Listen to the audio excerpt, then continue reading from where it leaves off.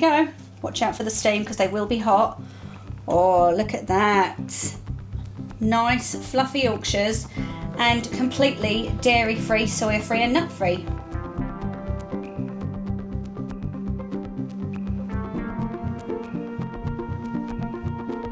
Hello there, I'm Sam. And I'm Tori. And we are 100 Baker Wood. And today we are making dairy-free, soya-free, nut-free Yorkshire puddings. Let's go. So Tori, what's the first thing we need to do? So first you need to turn your oven on. So you're going to turn the oven on to 200, get it nice and hot.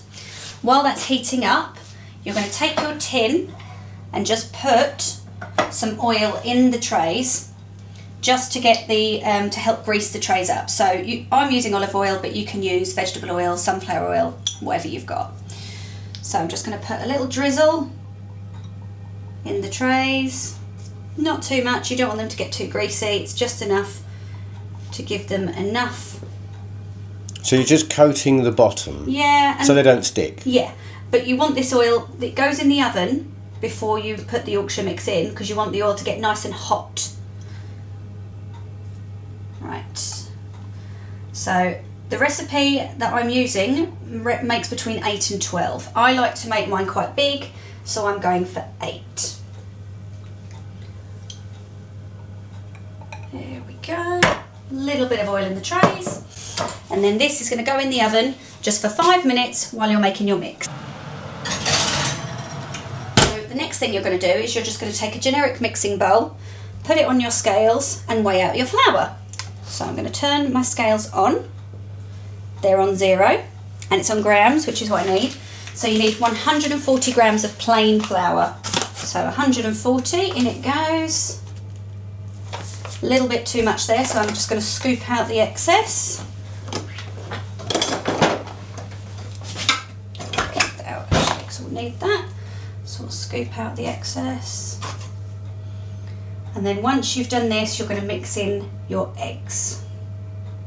There we go, 140. And you're just going to crack your eggs in one at a time into your flour.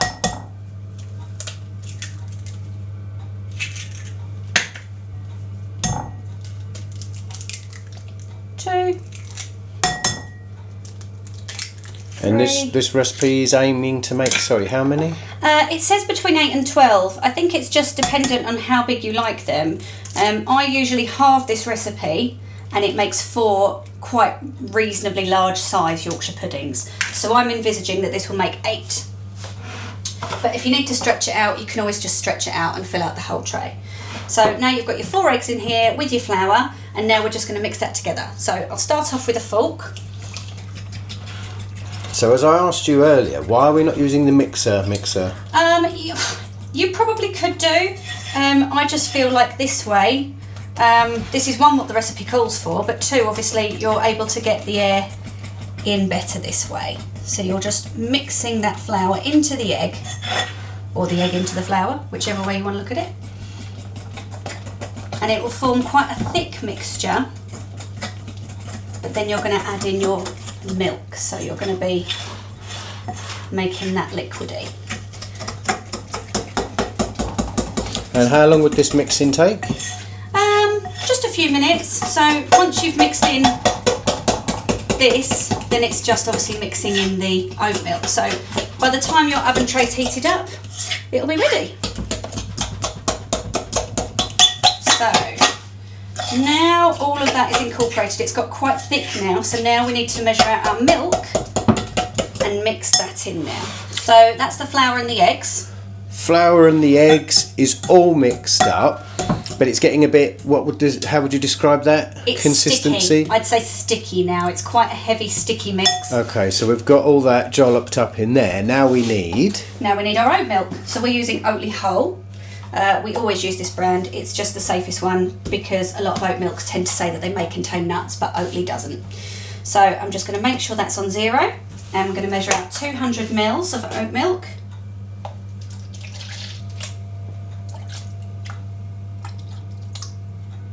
Nearly there.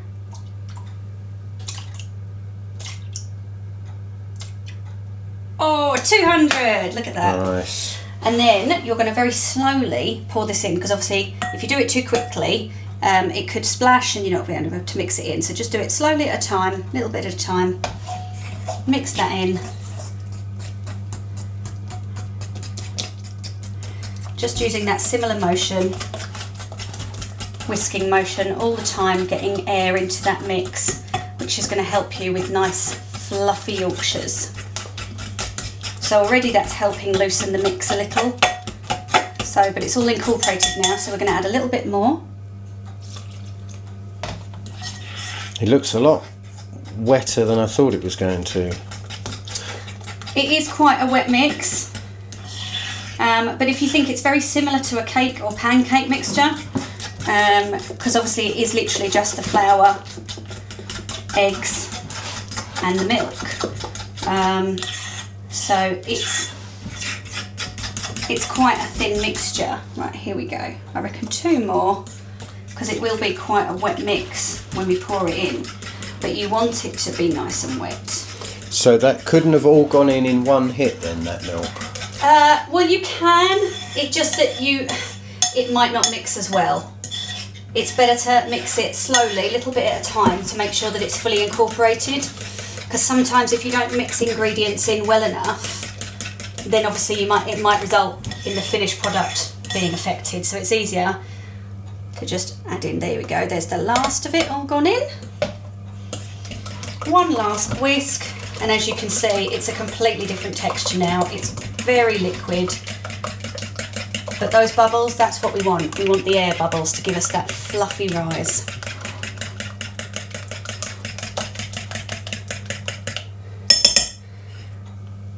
And that's the sort of consistency you're after.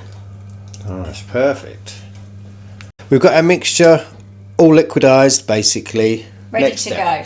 The next step is, you can just decant it from this into your trays as it is. I think it's easier to put it in a jug because it just makes it easier to pour into the trays. So we're now going to pour all of this mix into this jug so that we can then put it into the trays.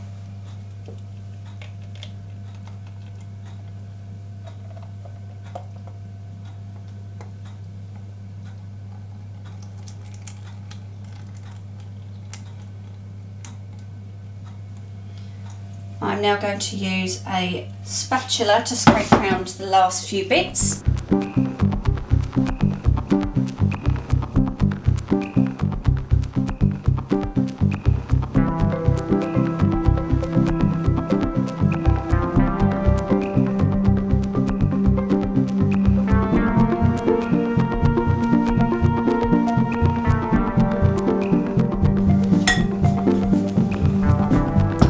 So now that whole mixture on those scales is weighing in at, just if you're interested, can't get my camera to get there, 505 millilitres. Now we're going to get our tray out of the oven. Now obviously you want to keep that oil hot, so sometimes what I do is I will turn on the hob just to keep it warm, so that obviously whilst you're pouring it keeps the tray warm. You don't have to do that. Obviously your tray's been in there for 5 to 10 minutes, so it should be fine, but you just want to make sure you keep that heat. So our oil is now extremely hot. It's actually been in there for about 10 minutes in Probably real a little time. bit too much really, and then you're just going to pour them and you'll see the oil bubble.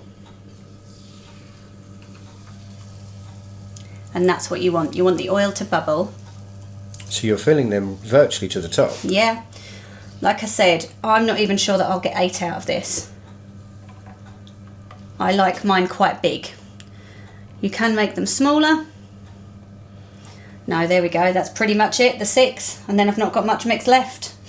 You don't think you'll get one more? Baby one? Well, maybe. I might decant some from another one, we'll see. I mean, what's the worst that's going to happen? Serious, genuine question there with that little one. It will just be a smaller Yorkshire, that's all. Oh, I want it. I want to see it. Okay, well, let's see then.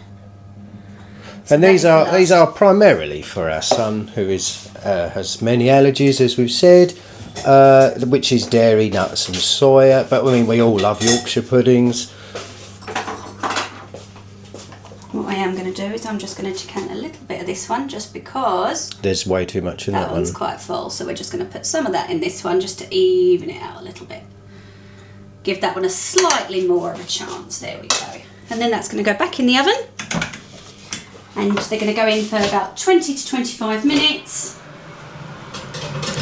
And in the middle of the oven? Yeah, middle, top, whichever's got the most space for you. And you basically don't want to open the oven. No. If you open the oven, you're going to risk letting those Yorkshires drop their eyes. So you want to leave the oven shut for the whole time. They need to retain their heat, and also you need to give them room to rise. So when you are putting them on your shelf, make sure there's plenty of room above it, because hopefully they're going to double, triple in size. They should, yeah, they should.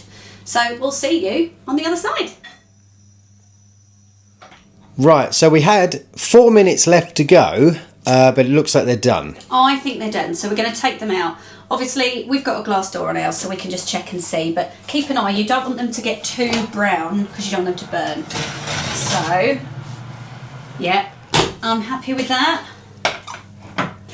They got really big. They did get really big, and even the little one has got... That's the little one. It just shows that you could make smaller ones if you wanted to. So we're going to take one now, and we're going to try and...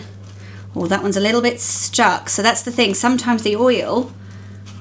Oh, there we go. That one's coming out nicely. And look, it's got a nice crisp bottom.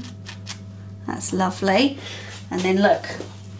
Now, the eagle-eyed amongst you might have realised there is already one missing, because I thought I'd pressed record and I hadn't. So we'd already got one out, cut it in half, and it wasn't recording. But this is good. So you can see it's got a nice brown colour, even all the way round. And you can see it's all nice and fluffy inside. And that's a really nice Yorkshire. Perfect. Do you want to cut that one open and the new one? Yeah, I can do, yeah. Okay, in we go. Watch out for the steam because they will be hot. Oh, look at that. Amazing. Nice, fluffy Yorkshires and completely dairy-free, soya-free and nut-free. So, and the good thing about these is that you can actually, once they're cooled, if you wanted to, you could freeze them.